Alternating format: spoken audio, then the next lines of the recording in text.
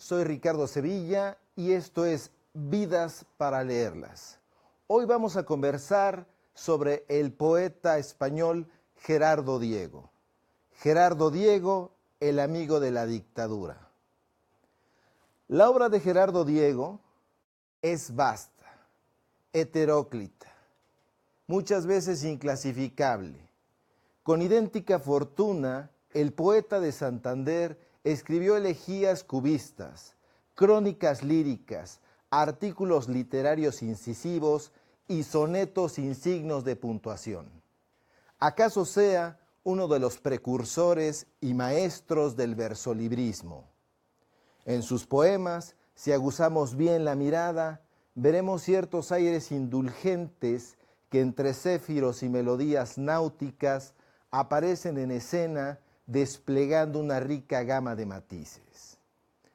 El viento vuelve siempre, aunque cada vez traiga un color diferente. Apunta Diego en su manual de espumas. Además de su gran versatilidad, es el poeta de su generación, la del 27, que ofrece mayor multiplicidad de alternativas estéticas. Y no se conformó con eso. Además de su ingente trabajo poético, fue un importante teórico y practicante, junto con Vicente Huidobro y Juan Larrea, sus amigos, de dos de las vanguardias infractoras más emblemáticas del siglo pasado, el ultraísmo y el creacionismo. Su pluma, que fue un surtidor inagotable, le permitió escribir durante 60 años ininterrumpidos sobre los temas más variados y disímiles. Diego, al principio de su carrera, fue un poeta que se regodeó leyendo, interpretando y glosando ampliamente a los clásicos, Lope de Vega, Quevedo y sobre todo a su admiradísimo Luis de Góngora. Diego, aunque pudo concentrarse con ser un poeta refinadote, su obra no estaba dispuesta a tirarse a descansar en las cómodas y apacibles estepas del clasicismo. Luego de una breve estancia en Francia, donde trabó amistad con la pintora María Blanchard y con un puñado de artistas cubistas, regresó a España henchido de explosiones poéticas. Alma curiosa, Diego comenzó a probar las combinaciones más insólitas para seguir engalanando su arte. Después de haber tenido un inicio apegado a las estrofas tradicionales, desvió su camino y terminó abrazado al verso libre. Cierto día, sus pasiones artísticas lo llevaron a iniciar un romance con el teatro, pero el idilio fue efímero. Solo escribió una pieza mediocre, El cerezo y la palmera, y acabó regresando definitivamente a la lírica y a la prosa poética. Junto con su amigo Jorge Guillén, el autor de Versos Humanos, fue uno de los principales orquestadores del homenaje a Góngora, que por cierto cumplió 300 años de muerto en 1927, fecha que además aprovecharían para obsequiarle el nombre a su generación. Conocedor de su enorme poder evocativo, Gerardo Diego supo que con la potestad de la escritura todo le estaba permitido. Su pluma caudalosa e inspirada le permitió hablar de temas tan raros como los billetes de tranvía, la libertad de los gitanos y los porteros de fútbol. Un día, influenciado por sus lecturas malarmeanas y harto de vivir en un cautiverio de renuncias, emprendió un vuelo de desengaños y se paseó felizmente por un rumbo sin viaje. El Manual de Espumas, uno de sus primeros libros, ya bullen todos los hallazgos vanguardistas y experimentalistas de su creación. El ritmo, la música y una buena cantidad de elementos plásticos. Se trata de un poemario unitario, concentrado en la forma y seguro de sus propios recursos estilísticos. Tan rica es la polimetría que atesoran estos 30 poemas que, emocionado, Antonio Machado escribió, a mi juicio, lo más sobresaliente de la lírica nueva. Poco después, en Alondra de Verdad, Diego culmina en 42 extraordinarias piezas su etapa clasicista.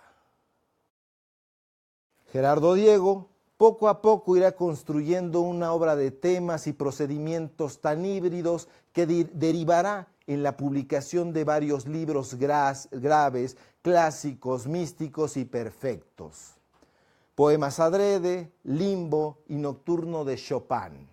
Aunque una gran parte de la obra de Diego se concentra en el tema amoroso, a veces se permite correr hacia derroteros más existencialistas. Soy el sueño de un vidrio, soy un cielo o un dios, tal vez. La flecha, el tiempo huidizo. En su célebre reunión de poetas, una antología de 1915 a 1931, Diego congregó en un mismo escenario a varios de los autores más consumados. Unamuno, los Machado, Juan Ramón Jiménez y junto a ellos la obra naciente de jóvenes que empezaban a despuntar. Vicente Aleixandre, Luis Cernuda y Alto Laguirre. Igual que Dámaso Alonso, sin embargo, Diego vivió sin sobresaltos la guerra que desmembró a la generación del 27. En ningún momento pareció molestarle que casi la mitad de su vida transcurriera bajo el yugo de una dictadura. Mientras Lorca fue asesinado y arrojado a una fosa común en Biznar, Alberti, Cernuda, Guillén y Salinas tuvieron que marchar hacia el exilio. Gerardo Diego defendió desde el primer momento el golpe de Estado del 18 de julio y se adscribió sin reserva a la dictadura franquista, misma que poetizó en varios versos exaltados. En vida, Gerardo Diego fue uno de los más reconocidos poetas de España y hasta el final de su existencia recibió honores y premios sin cuento. En 1947 ingresó en la Real Academia Española. En 1956 incluso le concedieron el irónico Premio Nacional que llevaba el nombre de José Antonio Primo de Rivera. En 1979, para coronarlo todo, recibió el Premio Cervantes, que por cierto fue la primera y única vez hasta hoy que ha sido repartido entre dos autores, el español Gerardo Diego, del que hablamos, y el argentino Jorge Luis Borges. Aún con todo, Gerardo Diego no a todos les agradaba, les caía mal, les caía pésimo, les caía gordo. El poeta José Hierro, por ejemplo, lo describió como un lírico escindido, esquizofrénico, que nunca se decidió a quedarse con un solo amor. Putañero le llamó en alguna ocasión, cuenta Rafael Cancinos Asens en una tertulia que registra en un libro llamado La novela de un literato. Alberti, en sus memorias, por otro lado, lo recordó como un señor soso, hermético, antipático y con cara de pobre.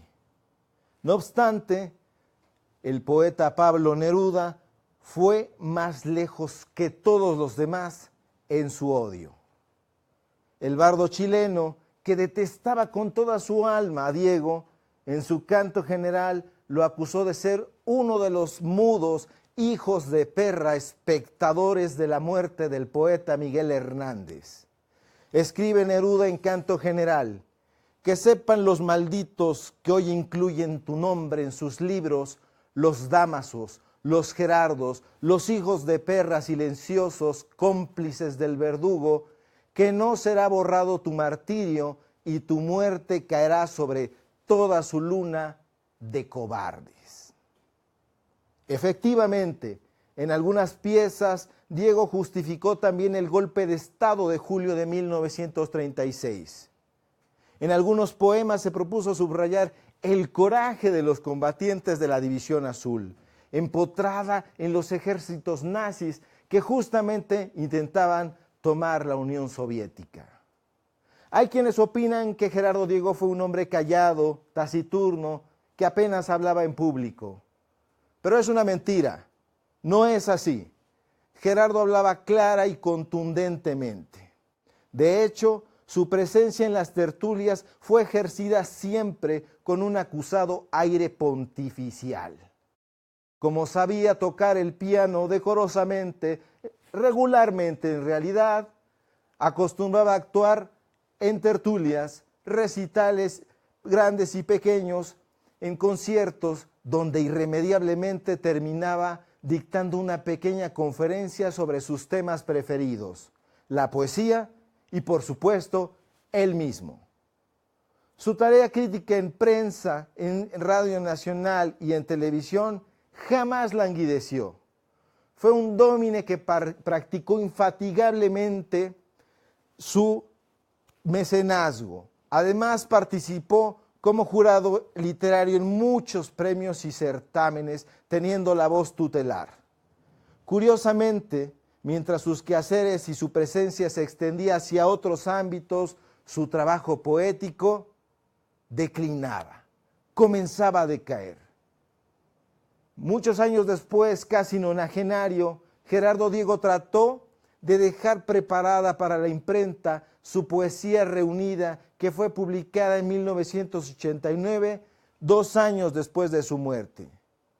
Meticuloso editor de sí mismo, tal como lo denominó Francisco Javier Díez, encargado de vigilar la recopilación, Gerardo Diego era quien mejor podía ordenar una producción que en realidad era profusa y laberíntica y en la que coexistían libros venales y no venales, ediciones de autor, reediciones que se engarzaban con nuevos materiales bajo títulos de obras publicadas ya con antelación y otras tantas que tuvieron que aguardar decenas de años para ser dadas a conocer. Y no todas buenas. Gerardo Diego mezcló tradición y modernidad, realidad y deseo, sentimiento e inteligencia en una obra literaria que, debido a su cercanía con la dictadura, intentó ser barrida de las 4 esquinas del mundo hispanoamericano. Apenas tiene lectores, se cuentan con los dedos y quizás sobran. Actualmente su poesía ha sido un tanto desatendida, por utilizar un eufemismo. Y quizás se deba precisamente a que este hombre tan afecto al franquismo fue precisamente el servicial representante que trató de recomponer una normalidad poética imposible, luego de que en sus narices y sin que dijera nada, tantos autores importantes y sobresalientes de la literatura española fueron enterrados y desterrados injustamente. Yo soy Ricardo Sevilla y esto es Vidas para Leerlas. Compártanos, pónganos likes y nos vemos en la próxima. Un abrazo.